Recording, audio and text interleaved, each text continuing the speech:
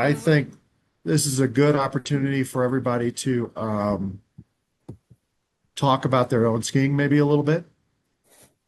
And I didn't want it to just be like, hey, Kelby, what are you working on your skiing? Okay.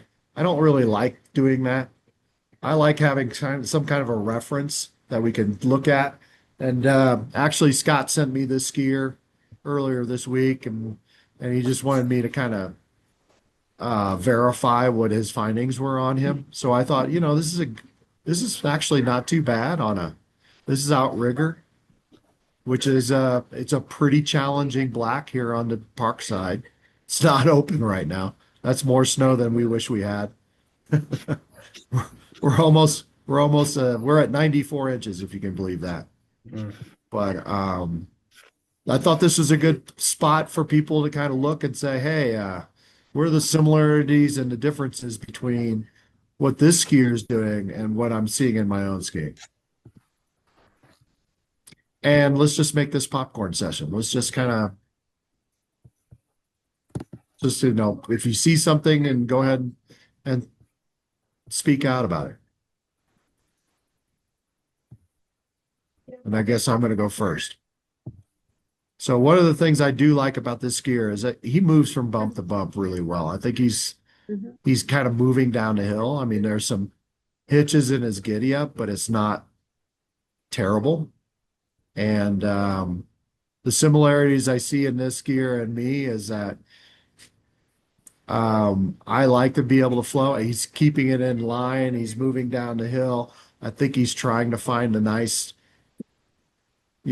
smooth line, but he's also staying, he's kind of staying in a corridor.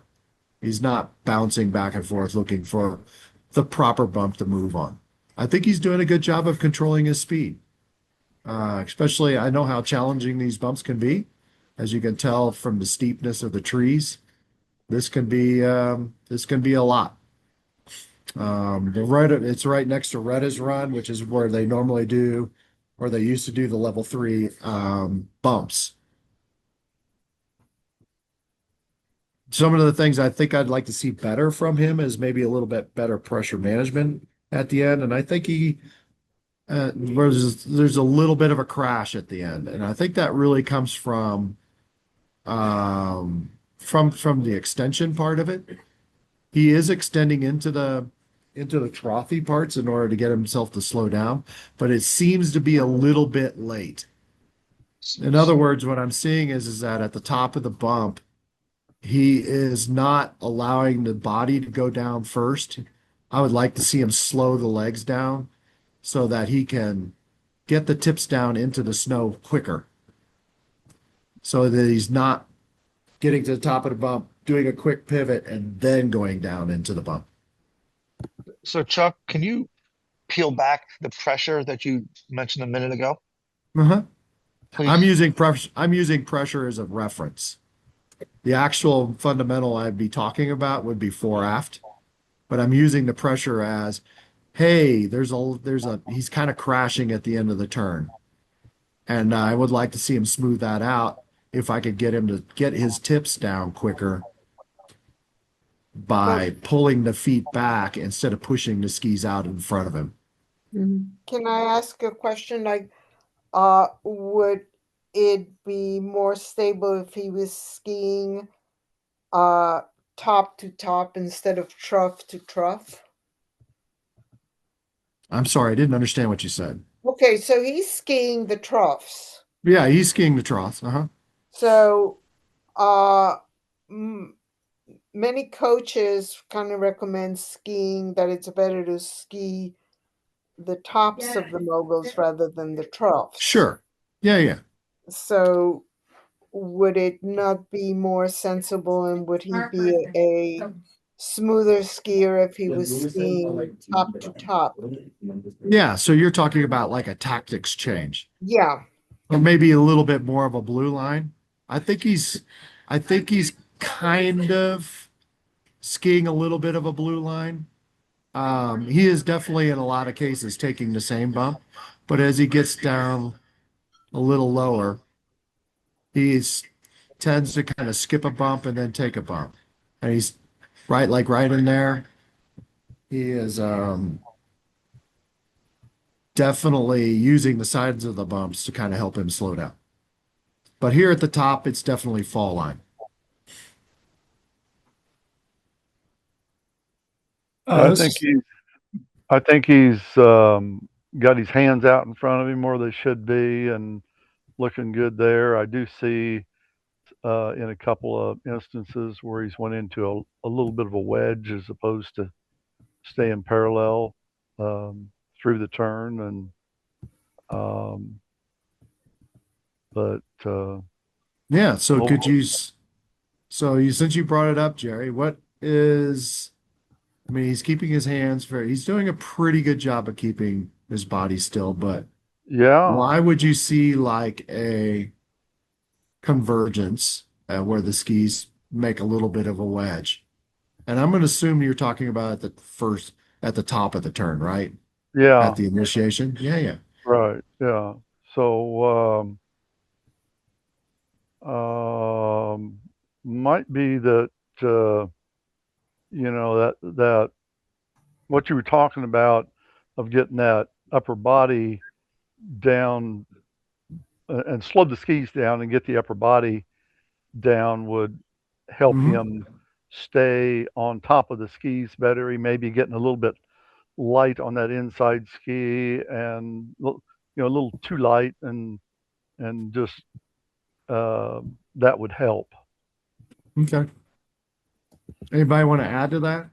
This is Eric. So what fact check me here, but it looks to me like a little bit, especially in the trough, going through the shaping phase, it looks to me like his ankles are open and we see knee flex and hip flex, but it appears with that open ankle, his center mass is back, which I think could be attributed to a little bit of the convergence divergence of the tips in the bumps. Sure. Why would that be why could you add in something that would make it more of a direct correlation? Sure. Okay. Well, we'd like to see more pressure, center mass forward, more pressure so he can engage his chips to keep the skis Granted. on the snow. We're Granted, seeing the yes. tips of the skis coming up. Uh-huh. So how is that? Let me ask it in a different way. Why do we see usually some kind of a wedge at initiation? That would be a foot to foot and where he's not getting necessarily his weight transitioned right, but also, well, I'm going to say foot to foot. I don't think because again, maybe his center of mass is back a little bit. He's not able to transition that weight properly to put equal pressure on the skis to keep them from diverging and converging. Okay. Anybody else got any Ch- thoughts? It could yeah, be yeah, some Chuck. upper body rotation. Okay. Great. Yeah. Chuck. Yeah. Yeah, go ahead. Uh, yeah, where he's doing a little bit of the wedge at the top. He might be slowing down a little bit, but it gives him a moment to hesitate to pick his line of the direction he's going to travel, and then dives into it. Sure. Yeah. But let's go back to that kind of wedge thing since I first of all, I'm not going to disagree that wedging in the bumps is not a bad tactic. And because we use a lot of different kinds of rotational movements in the bumps, there's a whole lot of he does a pretty good job of maintaining some kind of stability with his upper body. I think that's why, I mean, he's an accomplished skier. This is pretty good skiing. But there is a little bit of an upper body rotation at the start of every turn. And that's usually where that wedge comes from. Mhm. And then in Eric's case, yeah, that because he's using an upper body rotation to start to turn, yeah, his command of foot to foot pressure might be a little bit compromised too. Ski to ski pressure. But I think I liked where you guys drew that conclusion that the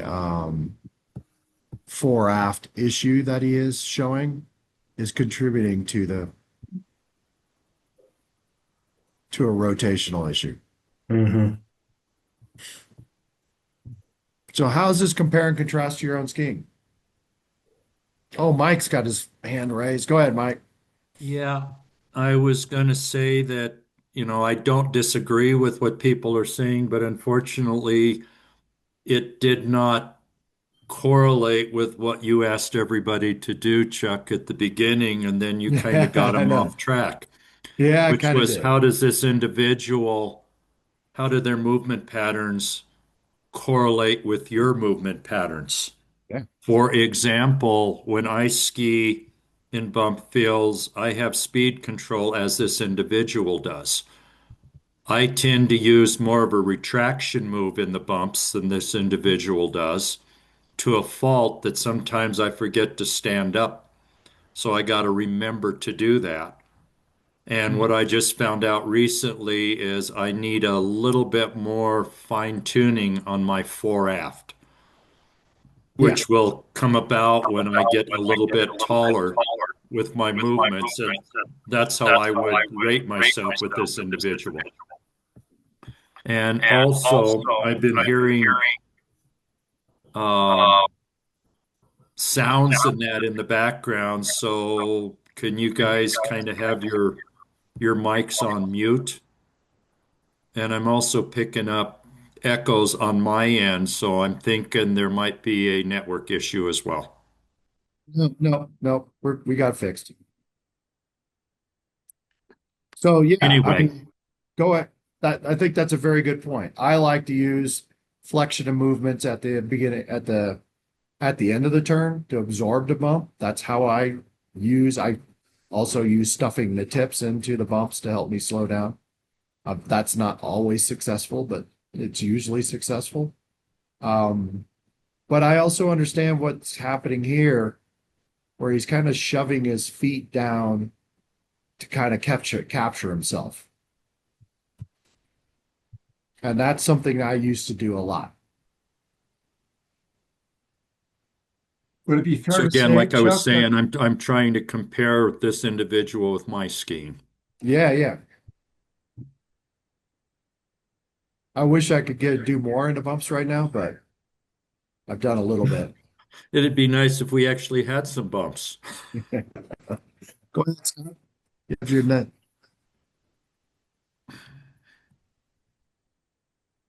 Scott, you're up. Go ahead. So I actually sent this video to Chuck because I thought he was really interesting. But the thing when I'm comparing what he does to what I do, I like to think I'm a lot different than this, but I'm probably not that much, being the fact that he's in the back seat a little bit too much and tends to make all of his turns from using the back half of his ski. But what I see that I endeavor to do differently, I see his extension timing is too early. I think he extends off the top of the bump, and I tend to, and I think I heard Chuck mention earlier, pulling the feet back. Mm-hmm. I tend to try to be as small as I can at the top of the bump and then pull my feet back and extend my hips and plantar flex down on the back side of the bump to try and engage my skis early so I can control my speed and not have to use so much of kind of sliding into the bump to control my speed. So those are the things I endeavor to do differently. I'd say I'm not always successful, but that's kind of where I go.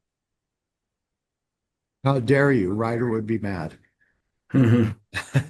Ryder would be mad because He believes that you use impact. okay. Well, he was a competition bump skier. He was a lot more competition recently. bump skier. Yeah. He forgot that he was probably doing all the stuff that we're supposed to be doing. Right. Yeah. All right, So- cool. Anybody else? So Scott, I like what you were saying there.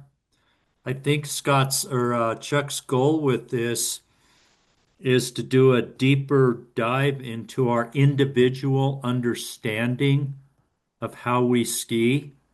And Okay. saying things like, I try to do this and I try to do that means that you really don't know. Well, I don't always do it. I do know that I do it some of the time. I just don't do it all the time. So that's what I was trying to convey. Okay. Cool. Kelby, you got your hand up. So, after recently watching a video of me skiing, I would say this skier and I have fairly the same alignment. You can see his hips are behind his heels when he passes the camera, and that's a common thing for me. I have at the finish phase of the turn. Then I got to use that slight upper body rotation like this skier does into the initiation. What I do like about this skier is he's going more fall line than typically I do. I tend to do a medium radius and a short radius turn in the bumps. I like to search for my pretty little line versus just sending it downhill. Yeah. Yeah, we all do that. So how would you change your skiing to make it better or different than what this person's doing? I don't know. That's what I'm trying to figure out. So I like what you're saying about the fact that when we get at the end of the turn, and this is what makes bumps fun. And it also makes bumps miserable, is that everybody's felt that jetting motion, right? And when we get to the turn, we get to the bottom of the turn, and all of a sudden you got a little too much edge angle because we're trying to slow down, and then all of a sudden the skis squirt, and now we're way behind the next turn. And that's usually when we blow out, right? So we get about 3 or 4 turns in, or maybe 5 or 6, and then the next thing we know, we're going too fast and we blow out. He's doing a pretty good job of finding those spots that are going to allow him to slow down. That's what I admire about it.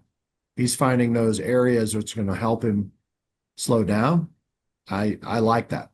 I just think he could be better if he would figure out ways to slow his feet down so he can get the tips down earlier.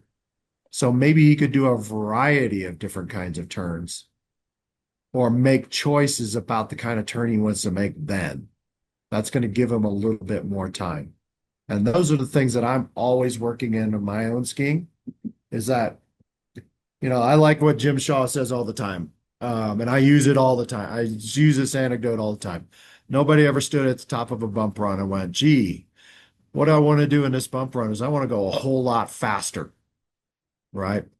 Doing bumps correctly is about trying to figure out ways to buy myself time to make good decisions, especially when there's a potential rock or tree on the other side of that bump. Like right now. So having the ability to have those tips in the snow, slowing down your feet, allowing your body to kind of peek over the bump like that before you commit to it. Those are important ingredients in my own skiing.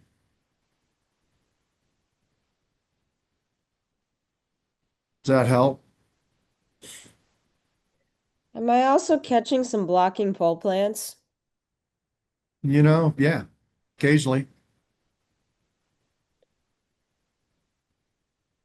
And in his case, it's on his left turners. I'm sorry, on his right turners, it looks as though he's using that to start rotation. And then occasionally on his left turners, he's using it to stop the rotation.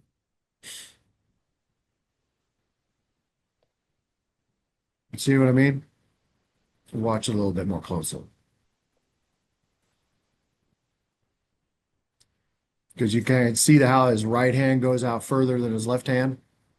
And he kind of does that puppy dog thing where his hand goes like this. And he uses that to help him start the rotation. And then the other side, he's kind of using it to kind of as a block to help him slow the rotation down so he doesn't overspin.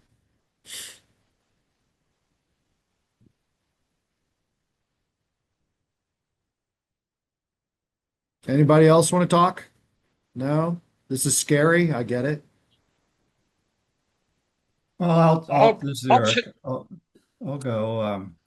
And I'll, Go I'll ahead. admit to the group, I'm a horrible bump skier. So my whole life I've been racing, so I never did much in bumps. So I'll admit that right now. But what I see here, some of the things that I struggle with is leg flex and extension. So really absorb that bump.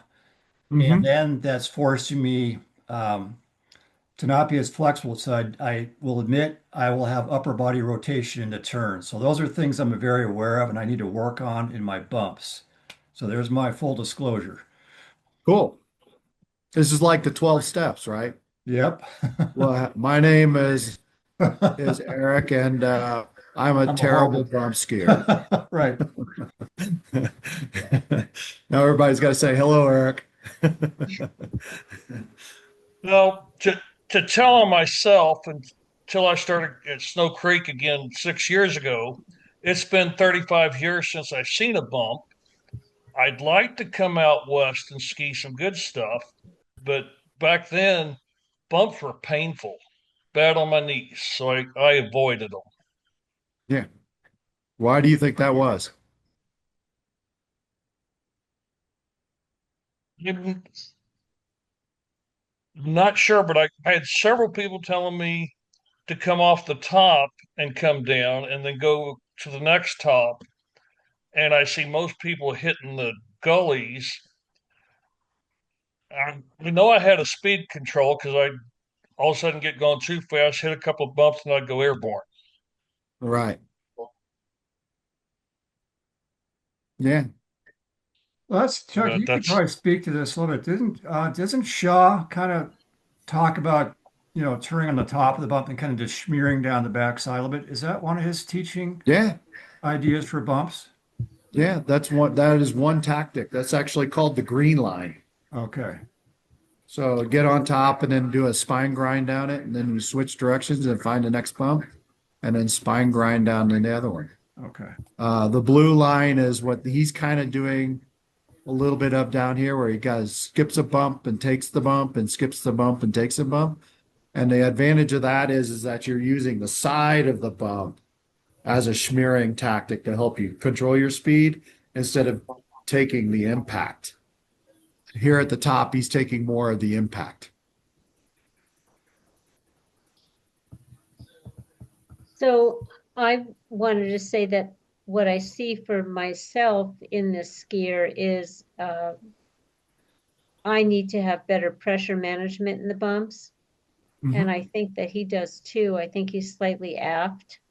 Yeah. I think the terrain is causing him to be that way. I think he's reacting to it versus managing it better. I see the ski tips up more than I see them pressuring over the bump. And that's Yes. something that I need to work on, as well as extending over the back of the bump. And I don't have much experience skiing bumps. I did it a lot during my level 3 prep at Hunter. And I found that was an issue for myself. Yeah. Bumps take different kinds of tactics. Go ahead, Rebecca. So my name is Rebecca, and I'm a bumpaholic. And I personally wish I could Rebecca. look like that because I suck at bumps. I am a bump shopper, and I've been working on doing retraction turns on the bumps, and this is why I was talking about skiing off the tops, and trying to be low at the top and then extend into the troughs to get control. And I could do it for like 4 bumps at a time, but I would not be able to do a line like this. No, it's not superstar. The good thing about snow, like this is called Euro snow here. And, the good thing about Winter Park in a lot of ways is that when we get these kind of conditions, the snow helps us slow down. We're not, it's not like rock hard, horrible bumps that Donna and Weinbrecht has to ski on all day long. So, I think even you could do these, Rebecca. How about that? Okay, I'll buy that.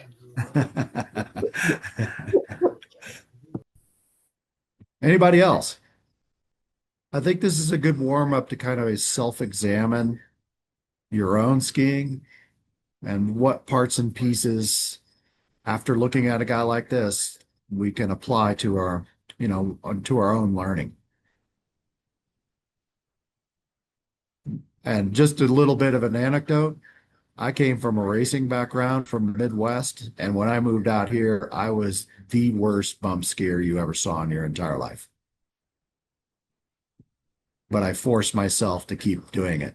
And now I've like to think I'm pretty good at them. I have to be pretty good at them. I got my pin.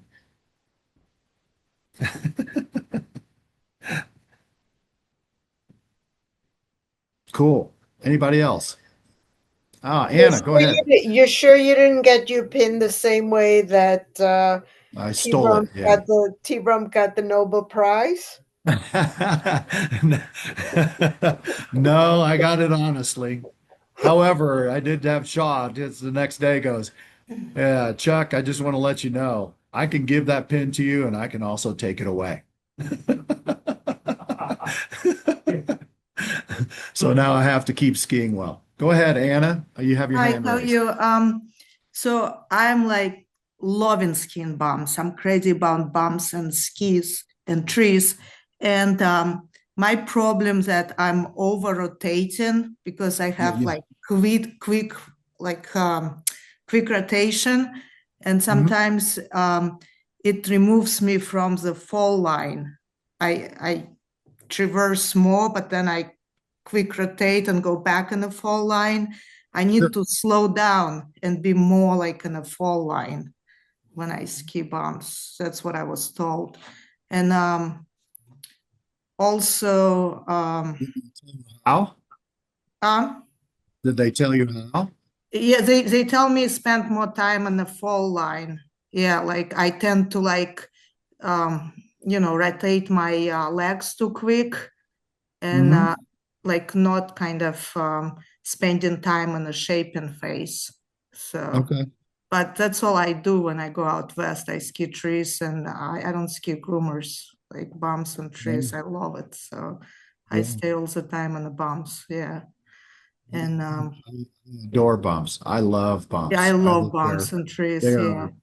I've turned myself into a confirmed bump lover. And I'm like, anytime I could get into bumps, it just feels awesome. But I also like to carve, but Yeah.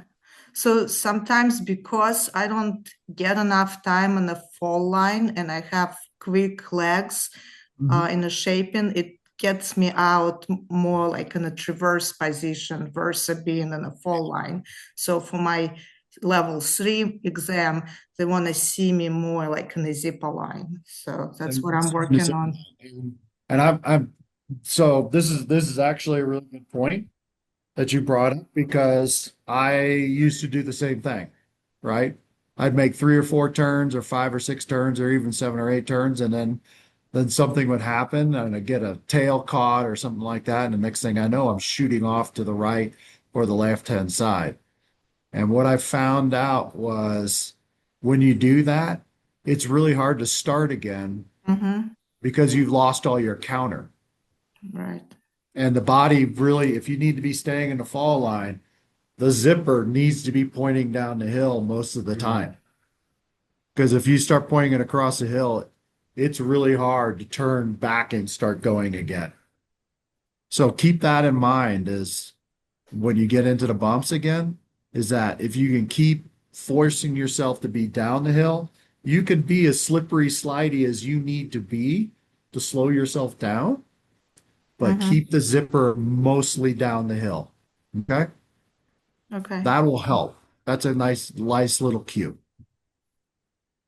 And the skier is doing a pretty good job of keeping the zipper mostly pointing down the hill.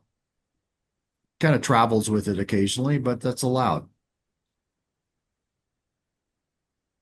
All right, anybody else? Or do we want to go to breakout rooms?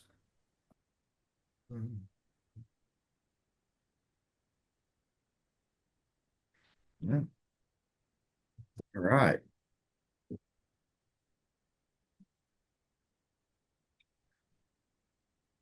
Perfect.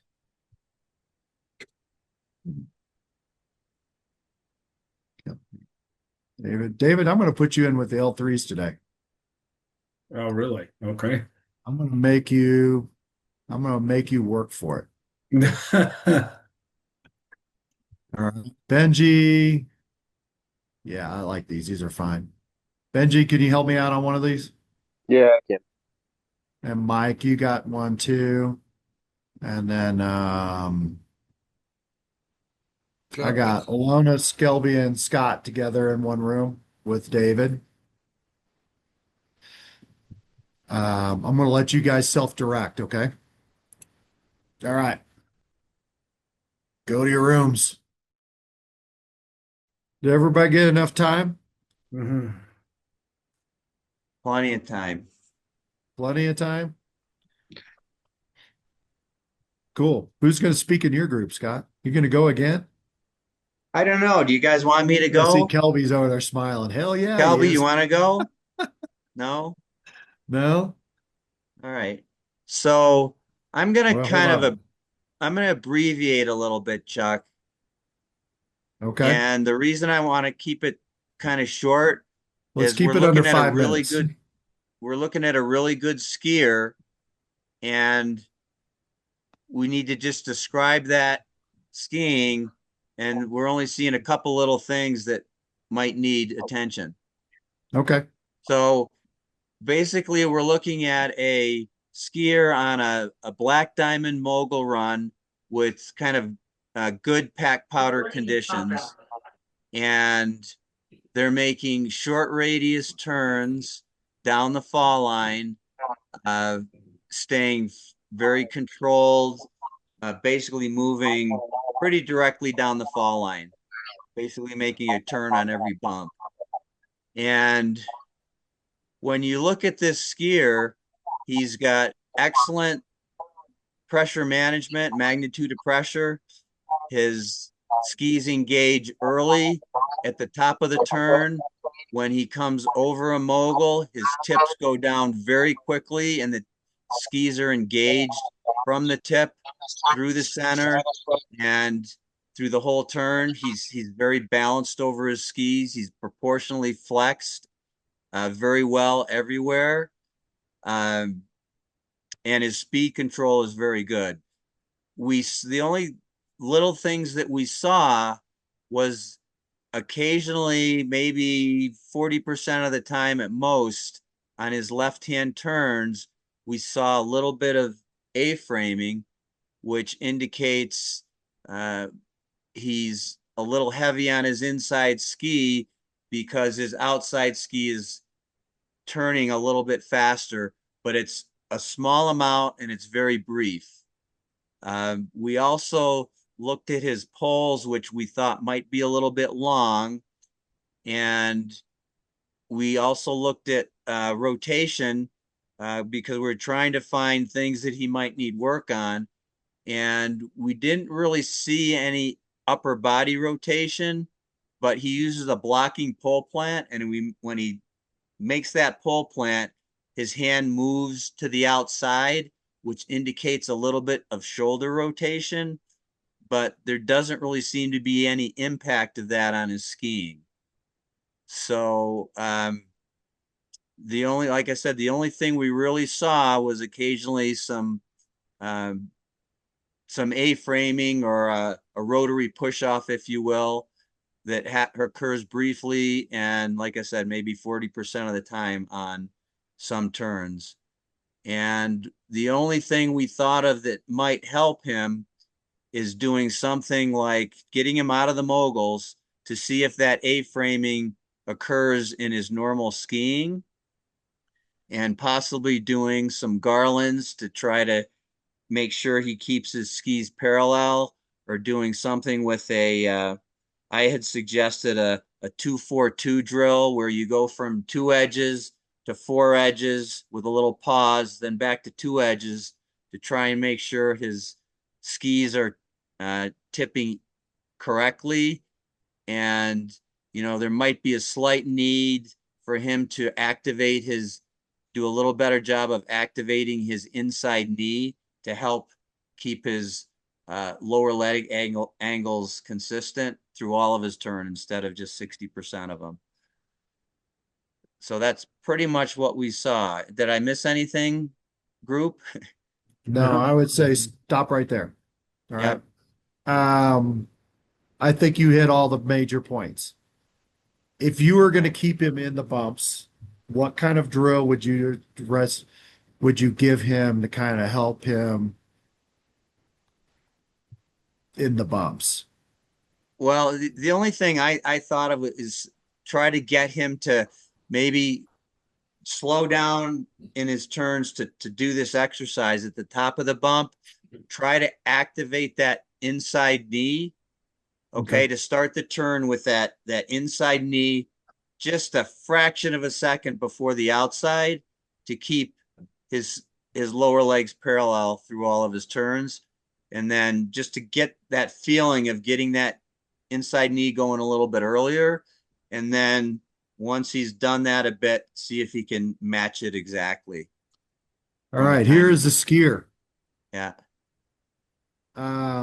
What do you guys think? Do you think Scott was fairly correct?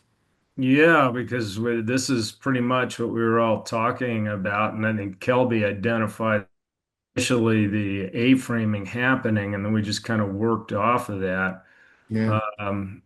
And then Scott was pointing out the pole, the blocking pole or the pole plant there, especially on the left side, and wondering if he had some slight upper body rotation. And I was wondering if a drill like pivot slips to see if he still does some A-framing on the left side would be occurring. Might be I to mean, look at. I'm not as concerned about the A-framing because I think that's probably a result of maybe the snow. You know what I mean? So it's kind of hard to But it doesn't target. happen on his right turns, really. It's It just doesn't really happen on his right turns now. And There's a couple right turns that you see it, but it's more predominant on his left turn. Yeah. I think he's done a really good job of maintaining his upper body. Yeah. I would like to know is if we took the poles and made him do a butterfly drill, how would he change? How would the skiing change when he couldn't use the blocking pole plant? Butterfly drill. We need to know what a butterfly behind your back, right? What's Put the that? poles behind your back, and it's kind of like makes a cross, right? So he can't use his poles, and he can't use his upper body, he can't use his arms. He has to use the panel to help him balance. How would that change his skiing? Because he uses a blocking pole plant on every turn. Right. And I think it's the stop rotation, not the start rotation. Yeah. You know what I mean? Coming in late to it, I don't know if that would actually have a positive outcome so much. I would just be interested to know if it would change anything. Oh, yeah, that's where I'm getting at. It's like I want to see how it would do, but I'm seeing it not benefiting them because instead of rotation here, I think the rotation is also a result of the just sheer impact, the lack of actual flexion retraction that's occurring throughout the entire body. Right. It's pretty good skiing, right? Mm-hmm. Oh yeah, no, Pretty Tom's good doing pretty skiing. good I there. mean, in a case like this, Scott, I think it's a good idea to, challenge him. How would it change if you did this? Right. Right. And as long as you had a good explanation, kind of like Jim was indicating tonight, if you have a good explanation of why you were doing that to see if there was going to change happening. And in this case, I'm like, hey, those blocking pole plants are kind of like a rotational stopper. What happens if you didn't have those? How would the skiing performance change? And then Kelby was pointing out, she said she was wondering if the poles were too long for him also. Yeah, it's hard to tell anymore. Right. Right. We actually asked that question to our trainer this on Friday, and he was like, yeah, they're getting shorter and shorter. So here's a thought. One of the things that I mentioned when we were talking is he's got very skidded turns. Yeah. I wonder how he'd ski if he was on Icy Moguls. How would his performance change? Yeah. Yeah, I wonder how his perform. It might be interesting to see him skiing some very hard packed moguls and see if he was able to manage the pressure well on those rather than these pretty soft powder Yeah, bumps. exactly. But you may not have those available. So, Right. this is pretty freaking good skiing. I want to That's ski great like this. skiing. I mean, this is nice and smooth. It's nice to have, 21-year-old legs that can do this again, Yeah. right? I'm not sure So, there's anybody on this call wouldn't love if they skied this way. I don't think anybody would bitch at all. No. Right. All right. Who's next? Oh, don't everybody just rush into it. I can choose.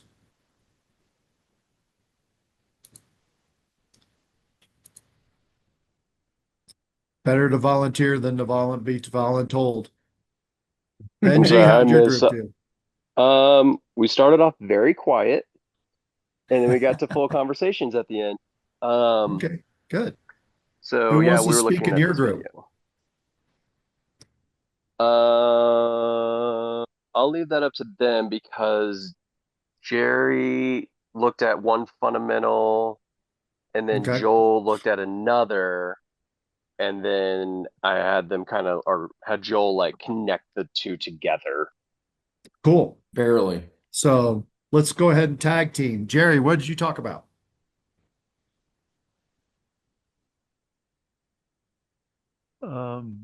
I talked about kind of a Z-shaped turn where the pressure was building more at the end of the turn Uh-huh.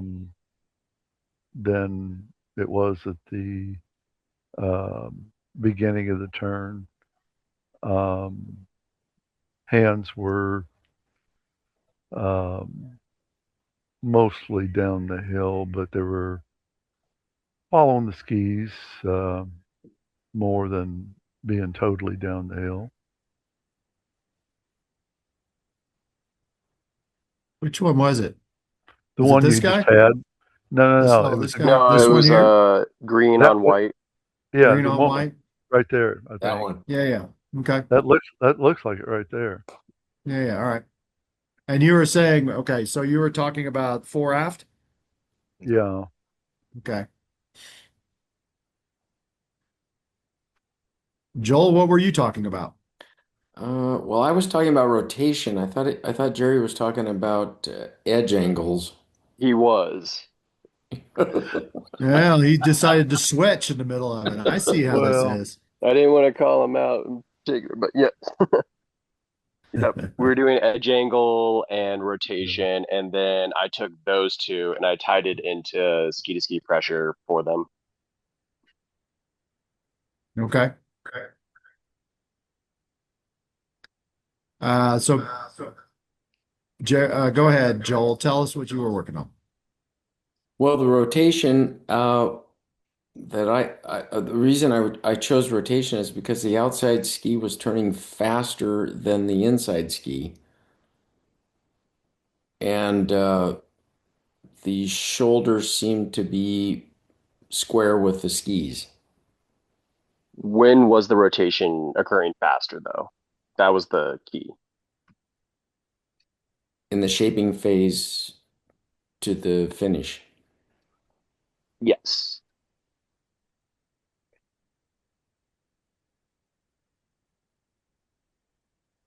Let's go ahead and watch.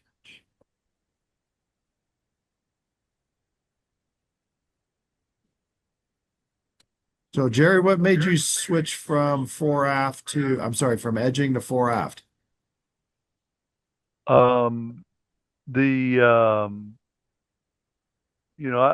I still think that the turns at the top were more rounded than at the bottom. The more at the bottom was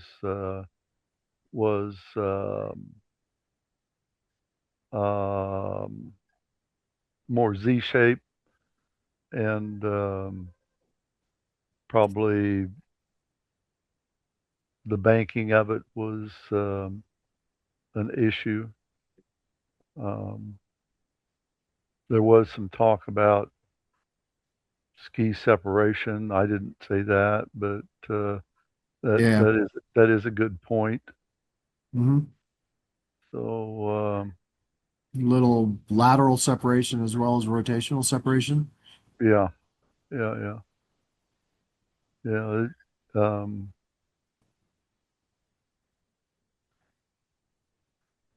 Okay. Yeah, you can see that there's more pressure building at the finish phase of the turn than the others. And that's where the direction change comes from, or the slowdown before the turn happens. Sure. I think you're right, Joel. There is some upper body rotation, especially on one side more than the other. Yeah. And I think you're correct in diagnosing that the outside ski turns generally quicker than the inside ski at the top of the turn. If we ignore the first turn, still there.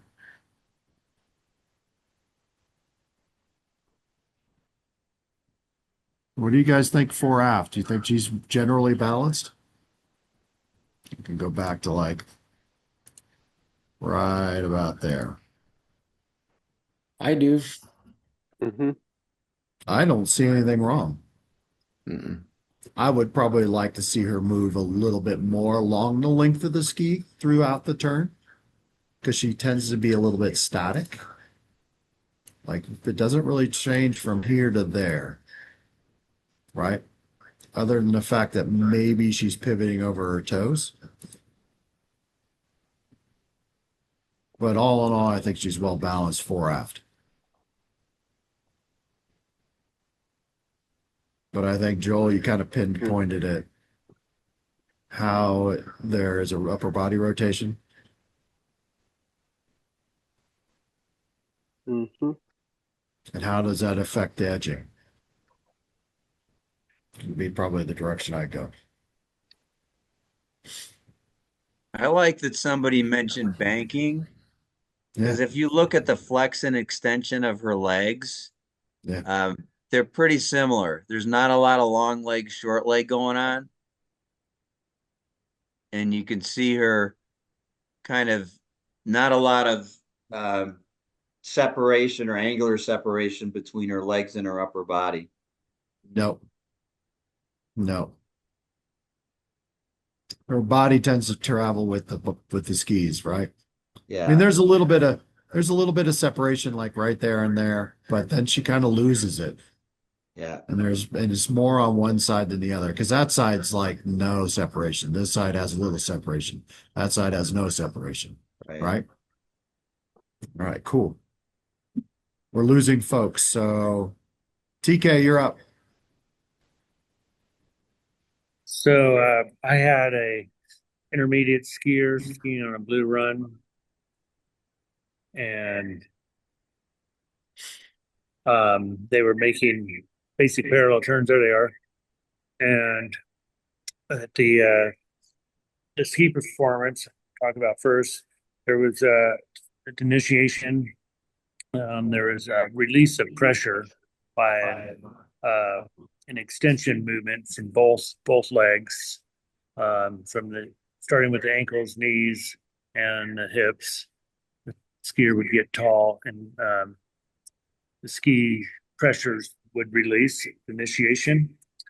Through the shaping phase, the ski performance, they were pretty equally pressured through the shaping phase. Didn't see a lot of long legs, short legs, so I knew the pressure was pretty equal, and both legs were flexed and evenly. Ski day. And they started to create more pressure toward the finish of the turn, where you see a little less of the, or you see a little bit of the inside leg starting to flex while the outside leg is extending. And that's through the ankle, knee, and hip. So the outside leg is starting to extend, and the inside leg is starting to flex from the ankle, knee, and hip. And you get a little bit of a long leg, short leg as they come across into the finish. What I'd like to see ideally is for this skier to start creating more pressure at the initiation or right after the initiation into the shaping phase, where they start to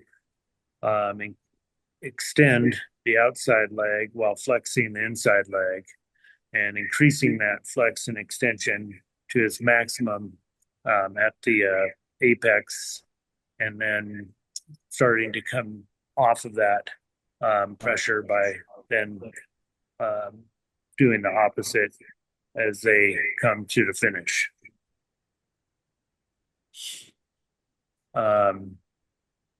The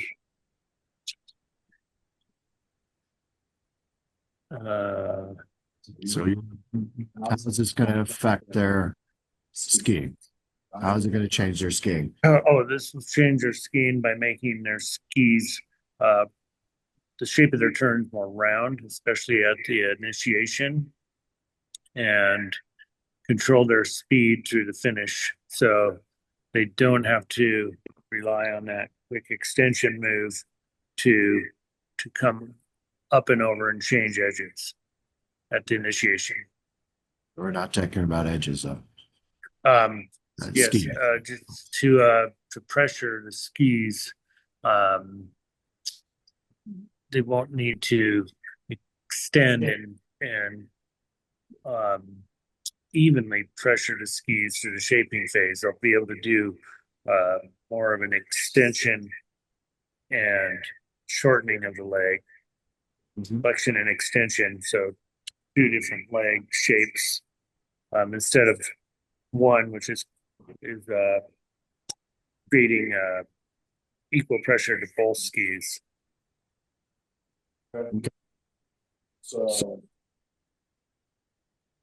another fundamental. You're tracking fore aft. Well, I know I stayed with extension and pressure, which is ski to ski pressure. So you can see from this, what the skier is doing is they're pressuring equally. There's not a lot of extension and flexion of the legs.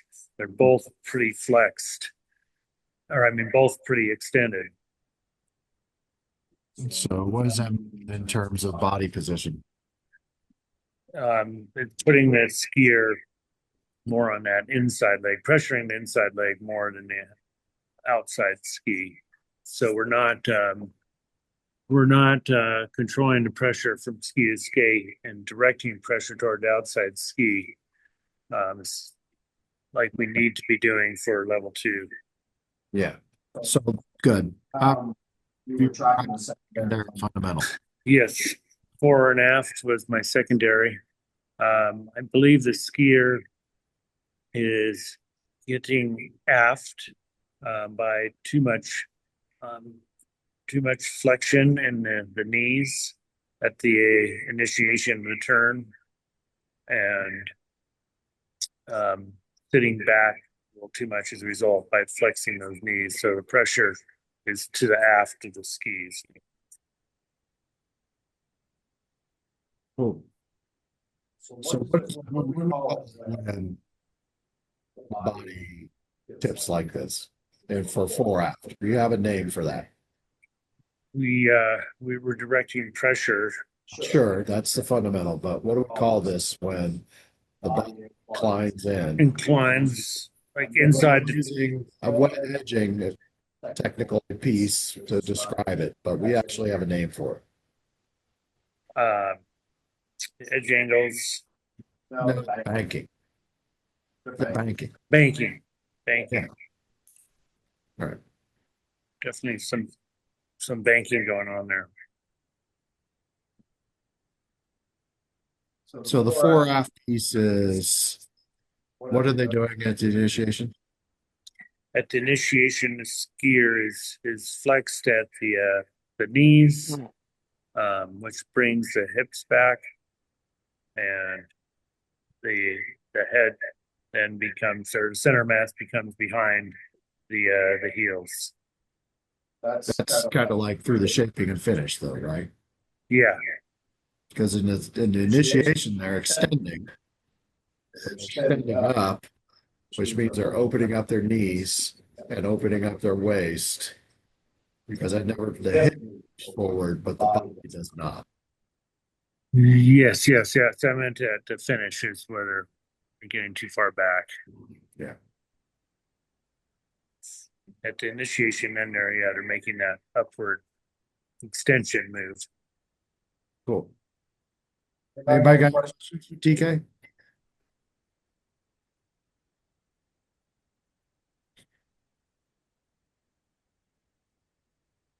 See, that was there.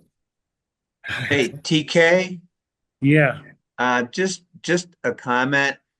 It sounded like you got a little bit hung up on the flexion and extension when they were, you're trying to describe the pressure from the inside ski to the outside ski.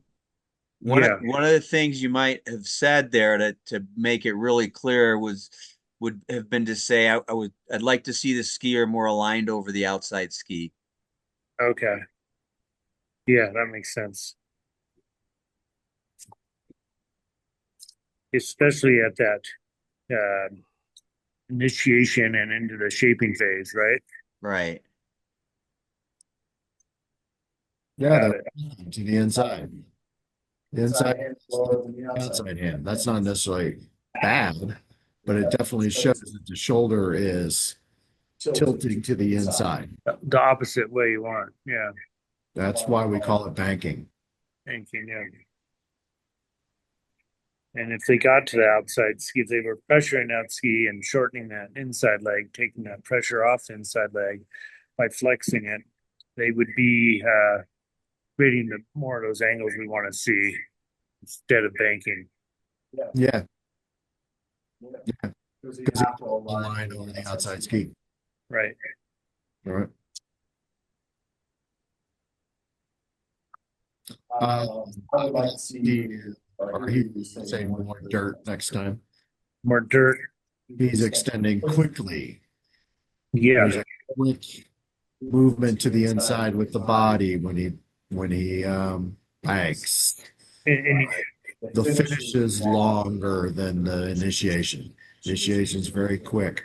Shaping phase is a little bit longer than the initiation, but the finish is the longest part. So he's making kind of a comma turn. Mm-hmm. Okay. And the ski, yeah, you see the ski only begin to really bend toward the finish turn. Now you're starting to use that ski outcome, that ski performance piece. Bending, tipping, rotating, turning, twisting, pivoting. Those are all rotational pieces. Okay. All right. Mike? Yeah, we started out pretty quiet. Gradually, conversation started to happen, and then it got more robust towards the end.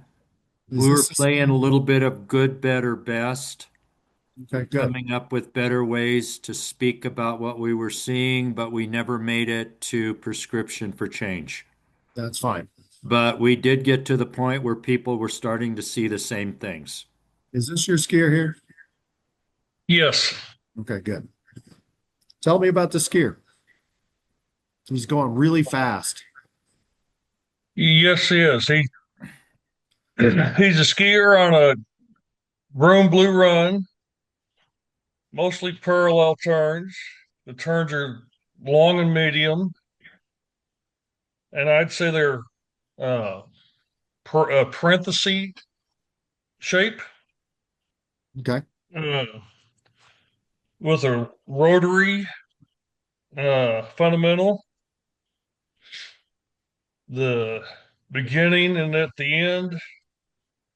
His performance is quick, and to start at the initiation, he's using his upper body to rotate.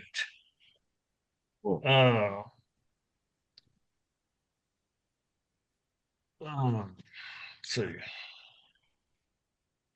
What's that causing the skis to do?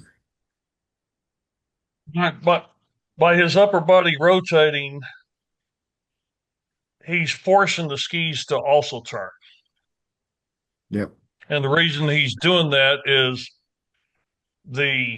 all the weight's on the inside ski and really nothing on the outside ski. So Sure, but that's bouncing to a different fundamental. Let's just stick with rotation.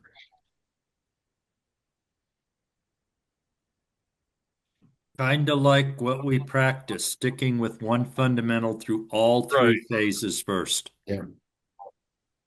Right.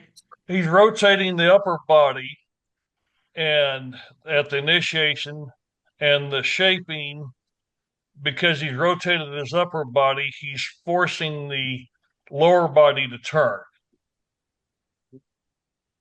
Cool. And then towards the finish of the turn, because he's forced that body,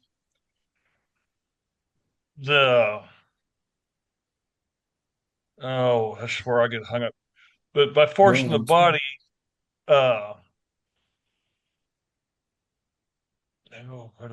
he has to catch back up and rotate because he wants to rotate the other way for the next upcoming turn. His ankles are apart, and for him to come back together, if he would bring his ankles back together, would force him up, and he could do the All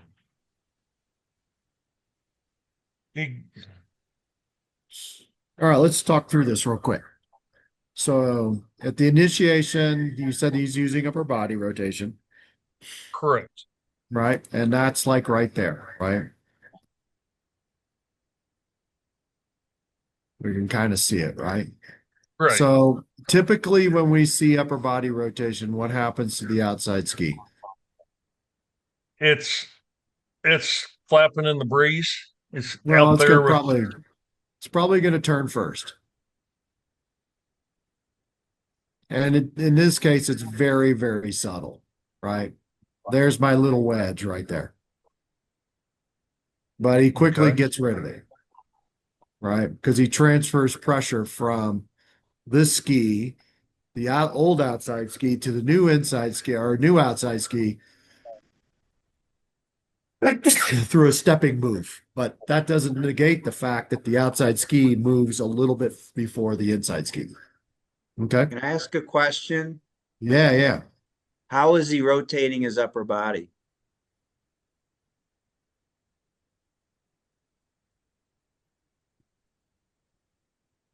He's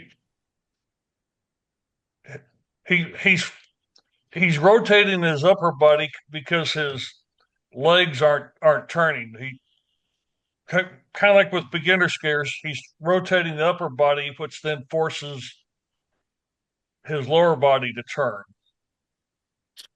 What body parts is he using to rotate his upper body? He's using his shoulders to rotate. Cool. We talked about toppling, concept of toppling a little bit, toppling into his turn with his upper body, and then his skis catch up. Sure. He does topple a little bit. It's more of I wouldn't say it's really the topple, more of a hip dump, right? I mean, this is pretty prototypical of a park and ride. And that usually is, we see a lot of hip dumping in that, which is where we're twisting against where we're going. If you kind of go back up here to the initiation, because this first turn's pretty indicative. His outside body is pointed to the outside of the turn, right? As he starts to dump the hip in. Yep. It's pretty subtle. He's got a lot going on at his initiation. He's got a lot going on with his and slight up. I understand Yeah, I understand Todd's confusion in here because everything's really subtle with this guy. And coupled by the fact that he's making medium radius carved turns, which means leg rotation isn't necessarily the thing that we're going to be focusing on as much as the ski performance is going to help with the turning portion, right? So we have two of those things that are working with each other. He is trying to twist his legs, but he's used it all up because his body's twisted one direction, his legs are twisted another. So now all he's got left is this kind of park and ride situation. Then he gets to here. There's another little twist that happens again as he aligns himself over the outside of the outside leg. And then what does he do? He does the same thing. He dumps in. But this is a great position right here because he actually dumped in too far. And he lost his ability to stay on the outside ski. So he had to kind of recorrect himself, right? And then now he's more aligned over it again. At what point would I put in the second fundamental on that? You would talk him through the first fundamental and then the ideal, and then you could start talking about the second, and you're just tracking the second fundamental. And tracking means, what would be your second fundamental? Fore and aft. Yeah, cool. Tell me about his fore aft, just briefly. Well, for the most part, he's not forward, but he's aft. I mean, kind of like he's sitting in a chair. Right. And that's part of his problem with his not having any pressure on his outside leg because he's sitting back. Yeah, but we're not talking about ski to ski pressure. We're talking about rotation. So you got to rotate. You got to relate it back to rotation. Actually, you don't have to. Never mind. So never mind. So if he bring his ankles back together, it would force him to get up. And once he's up, then he can put the pressure. Well, I can't do pressure. So with his ankles coming back together, then his upper and lower body can rotate like they're supposed to. If his upper body's facing downhill, his hips and ankles could rotate, and he could have the. Oh, you're so close, Todd. You're almost there. Let's see if the rest I'm of trying you- to figure out how to. I mean, yeah, because it I want to wasn't say the ankles coming together as much as it was the ankles need to flex. okay, Yeah. the ankles need to Yeah, flex. and then what had to happen with the knees? They need to come together. No, Which would They need to they need to extend. open up, okay. and then the hips need to flex a little to put his center of mass over his base of support. yeah. So the words bringing the ankles together, Yeah, that he just- implies I'm doing this with them. Yeah. Bringing the knees together implies we're going to get knock-kneed. So what we're actually talking about is taking the ankle and doing this to move the body forward, causing the knee to open, causing him to flex a little in the hip to allow him to keep his center of mass over his base of support. Because he's here now, right? Yep, you can see the big bend And we in the want knee. him to be here. Yep, we looked at this a little earlier. Yeah. We could also talk about shin angle matching the spine angle, right? That's a great I visual right there. actually, it looks as though the shin angle is matching the spine angle. But what Because he is doesn't have Not through the complete turn. Maybe in that not one through instance. the whole turn, no. But in No. this case, this is the initiation. If he would close his ankles, he'd probably be in a position that would be a better position, Sure. right? Yeah, He'd be more it's very here. open ankled. That's his kind of primary problem is that he's open angled. Yep. Right. And what his Todd's knees been- bend. So he's got open angles in Mhm. his ankles and a lot of angle in his knees, and both of those together causing him to go back. Yeah. Yeah. And what Todd is trying to allude to is that because he is not balanced over his legs, over his feet. It's very difficult for him to turn legs because they're kind of locked up. Mm-hmm. They're But he's busy more right sitting in now. They're busy right now supporting him. if you're sitting in the office chair, it's hard to turn anything other than how you're sitting. Yeah, exactly. And it's the same in skiing. If it was more over his feet, he could do this and he could do this. Right. But right now he's stuck, which means what's the next best thing? A little bit of upper body. Or in his case, it's not a whole lot of upper body, but it's definitely a park and ride where he's using the skis to turn him. Well, there's banking, there's all kinds of things that are going on there. And he's got a little more angles than most of the candidates we're looking at today. I mean, the banking is what's really stood out to me, big time. And you Yeah. can see it coming up in this turn right here where he loses it. Well, we talked about that, but Yeah. he's banked so much, everything's on his inside ski, and he just outside ski just gets away from him. Yeah. He loses it. He went in too far. He dropped in too far, right? Got away with it there, and he gets to here, and he tries. Look how far in he dumped. Cool. Does that help, Todd? Yes. Yeah.